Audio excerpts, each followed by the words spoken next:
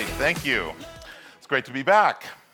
So in my work as a consultant advising companies on strategy and growth, I've encountered a situation, a condition that's all too common. And the way I would describe it is as a sense of disempowerment among customer success teams. And this disempowerment manifests itself particularly in one way that I want to talk about today, which is relying on excuses for the challenges that we face in our work. And I'm calling these excuses toxic. And the reason I'm calling them toxic is because the reliance on this kind of an excuse blocks us. It impedes our visibility into a set of opportunities to take and seize the initiative in ways where we have tremendous power.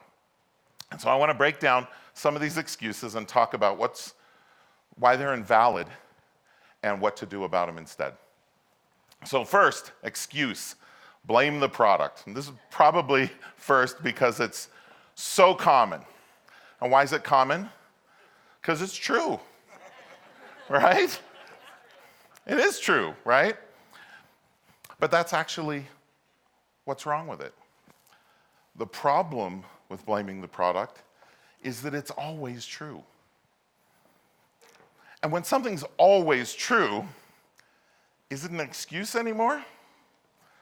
Or is it just the context in which we have to do our work?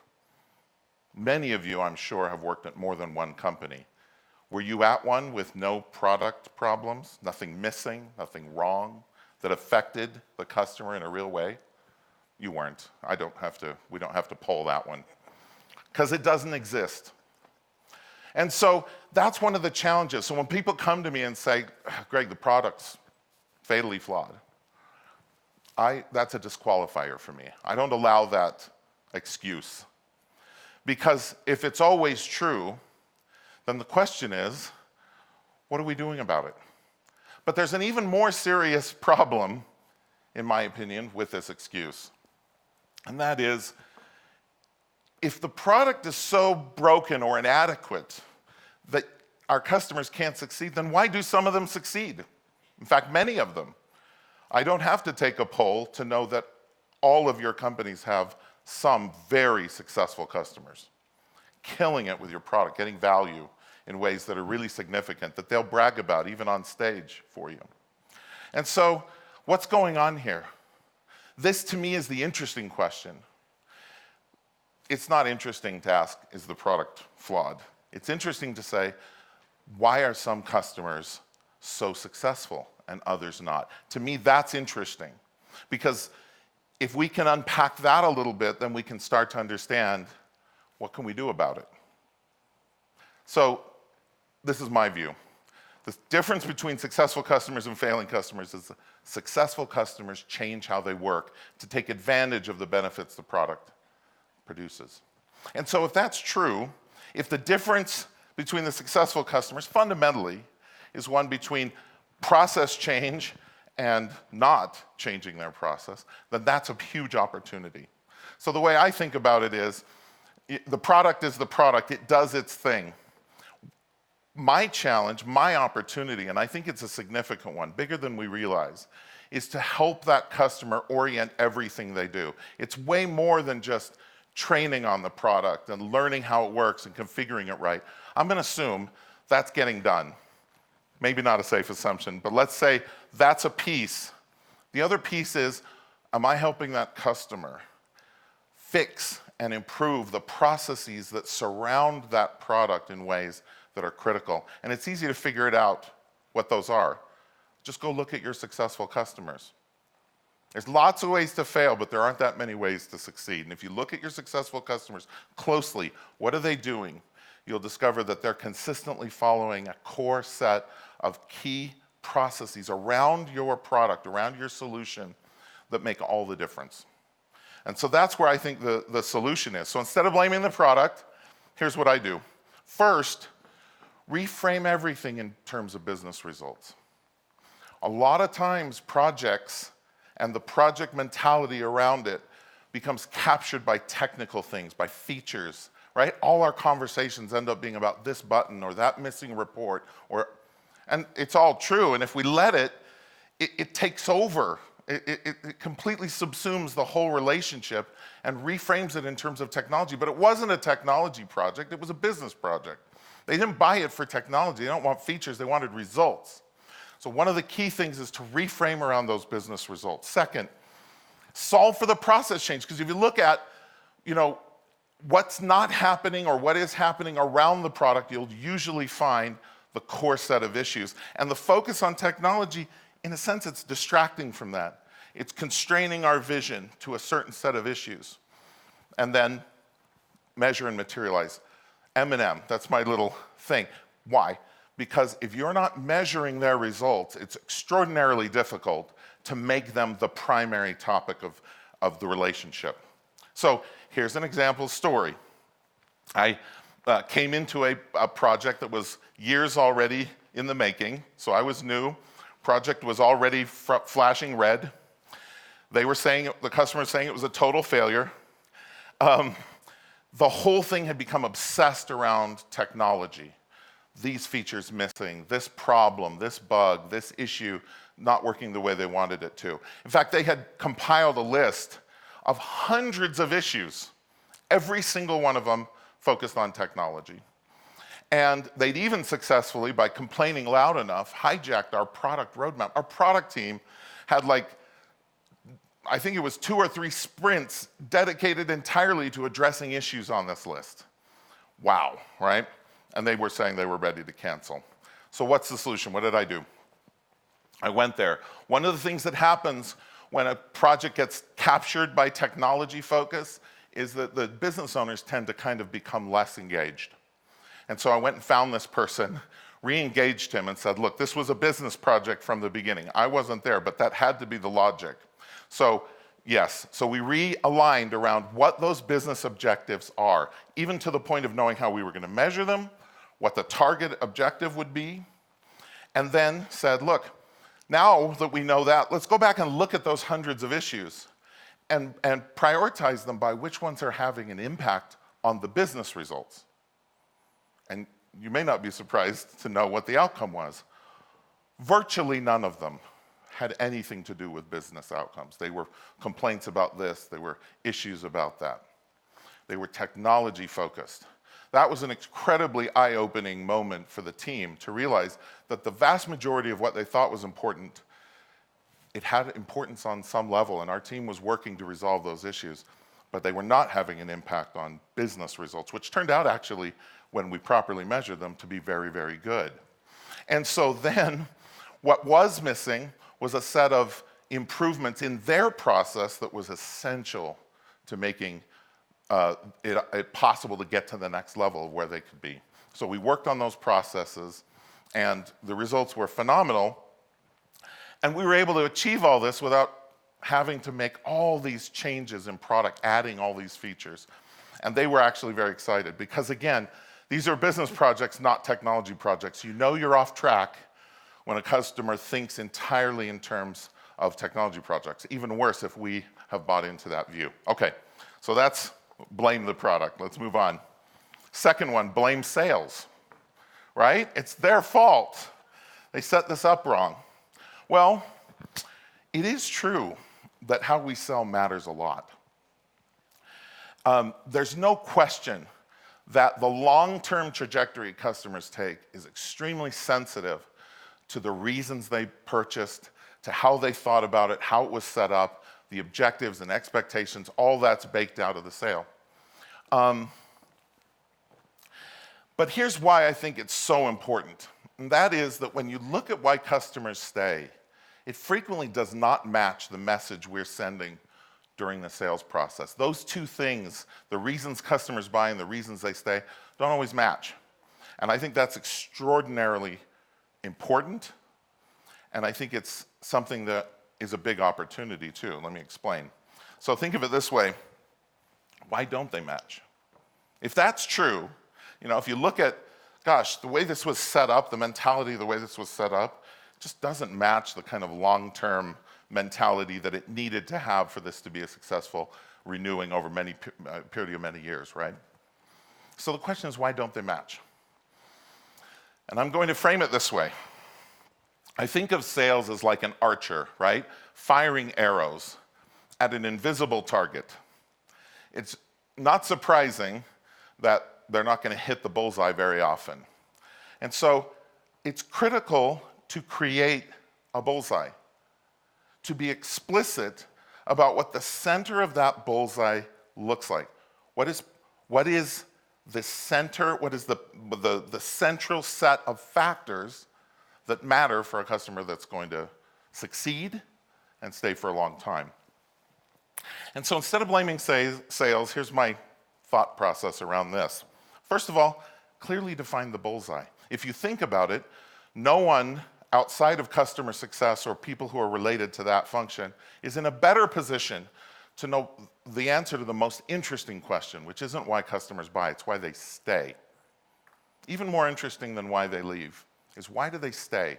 Because in the set of answers around that, you're going to find the factors that matter for the bullseye. It's what kind of value they care about over the long run. What kind of value do we deliver? What are they trying to do? What's their motivation? How are they working to get that done?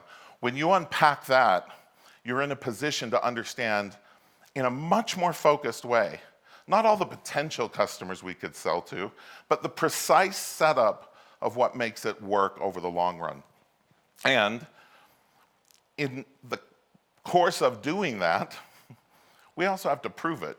It's one thing to have an intellectual exercise, which I can do all day long, but I've often missed the point. And here's the mistake that I've made that I hope is of some value, and that is, it's one thing to think, this is the best use case, this is the best kind of customer, this is exactly why they win and why they stay. It's another thing to prove it. So before you go out and share your bullseye with sales and marketing and get them all hyped up on it, prove that it's real. And the way I would suggest to do that is to build your customer success process around it. If those are the value points that matter, if that's the results that is compelling and people can stay, and these are the critical business process and behavior changes that are essential to win, then we could build our process around that, drive those kinds of results, and see what they are.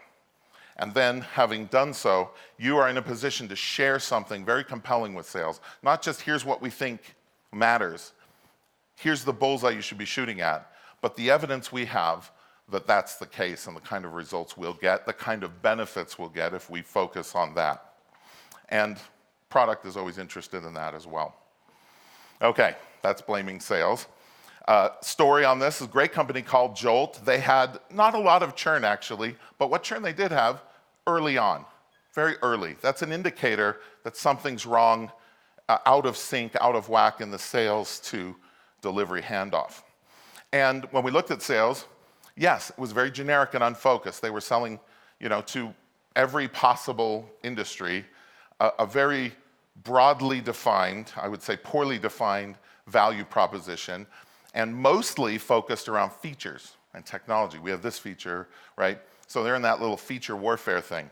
Well, solution, look at those successful customers. Some of them are just killing it. What are they doing? And what matters to them? Focused around that, defined that bullseye, then went to work building out a customer success motion that allowed us to drive more specifically to that. It's as opposed to customer success motions, which are sort of undefined. We'll touch the customer every quarter or every month.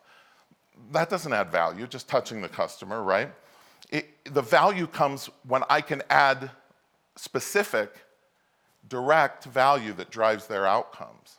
And so building a motion around that immediately led to a significant drop in early churn and an increase in our measured outcomes that validated we were in the right zip code. And then we were able to share that bullseye. The marketing and the sales motion were able to tighten up around that opportunity, which interestingly didn't just reduce churn, it increased the close rate. Because now we're speaking to themes that are directly interesting and relevant and more compelling than the kind of diffuse value prop we had before.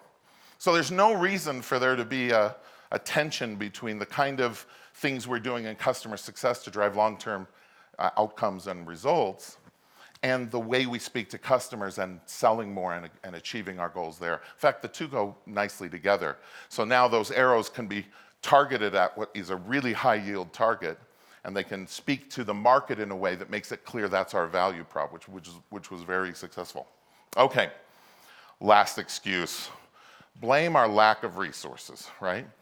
And this one's tempting because it's also true, right? It is true. We don't have enough resources. I know it's true because it's always true. I've never had enough resources when I've been doing it, and I can see that time after time when I'm working with companies. But here's why it's not a valid excuse and why it isn't the right thing to think about. So how much resources you need, it depends on what you're doing, right? So the question I have is, what are you doing? Right? This is the first question to ask. And the way I think of it is, very frequently, so actually let's do this together. Raise your hand if you're asked or expected to do in your team more than is reasonable, more than is practical you can do for all your customers. Okay, great. Now keep them up or think through, are any of those things not directly targeted at driving customer results? Right? A lot of them are, but are any not? That's a big deal. So I think of it this way.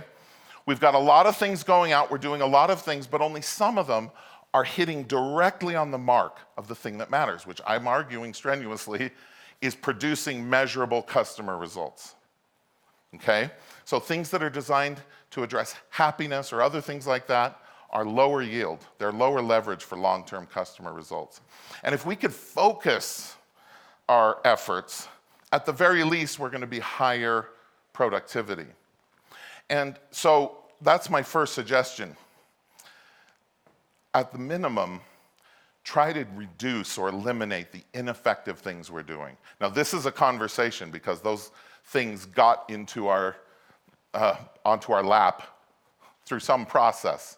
Some other parties are involved. We need to address that. We need to hit it straight on. We have the opportunity to take and own this and take the initiative on this. What are we doing that is effective, and what are we doing that just we're doing because someone said sometime we should, but we can't connect it to the measurable value we're producing? We need to bring that back. That's step one. And that obviously has to be focused around why they stay. Focus on results, not happiness. That's a big deal. In our research and in others, we've seen consistently that customers who report being happy or satisfied with your product are just as likely to cancel as those who don't. In fact, slightly more likely. If you think about it, your most engaged customers are deeply connecting with your product. That means they're actually more likely to find problems, more likely to see where its limitations are and to get frustrated. That doesn't mean that's a sign they're going to churn. It actually is a positive sign. So a lot of our customers don't report being happy but keep renewing. We need to realize that the underlying theme here is that the customers who are achieving results are the ones who are staying, happy or not. And that's a powerful reminder of where our efforts should go.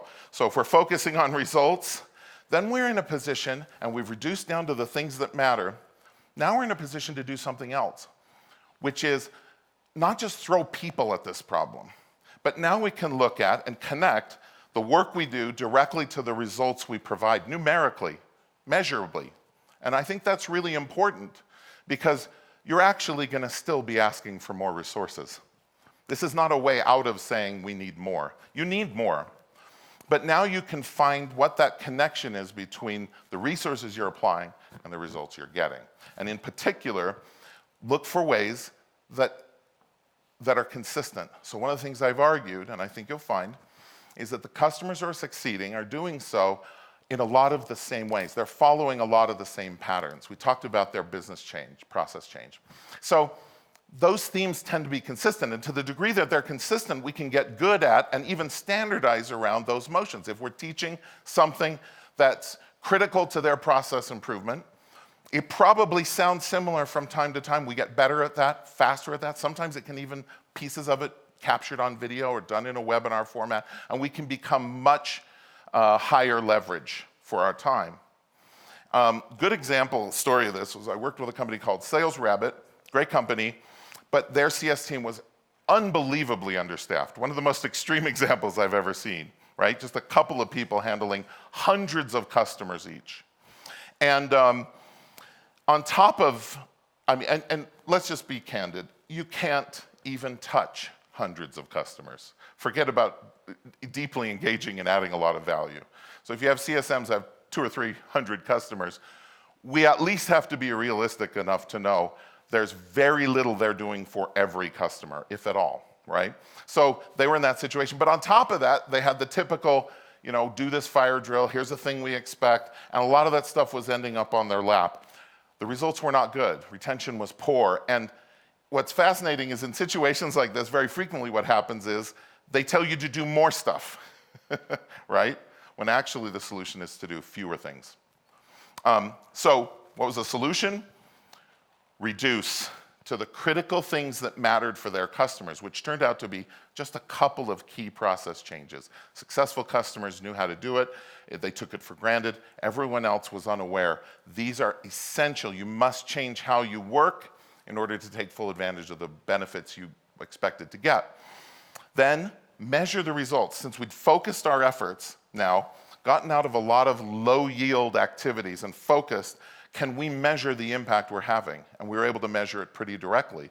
They had outcome measurements and KPIs that we followed, and we looked at the accounts we engaged with and saw that we were able to move those numbers pretty rapidly and reduce the churn.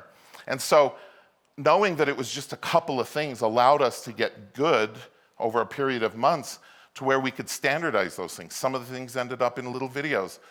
They were all standardized so that when I gave them, I didn't have to reinvent the wheel every time, and that our people had time to prepare for other things and they could accomplish more in their time.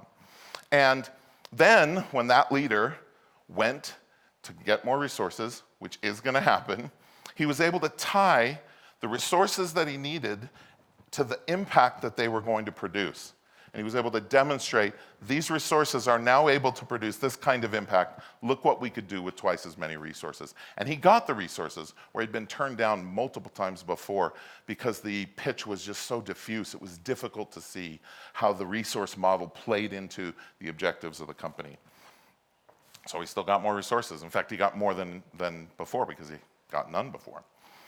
So that's my argument.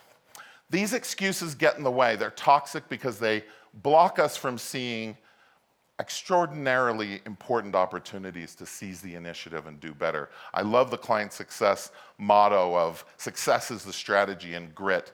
There's a sense of empowerment that if we seize it, the opportunities are really phenomenal, and I hope you'll do that and keep up the great work in customer success.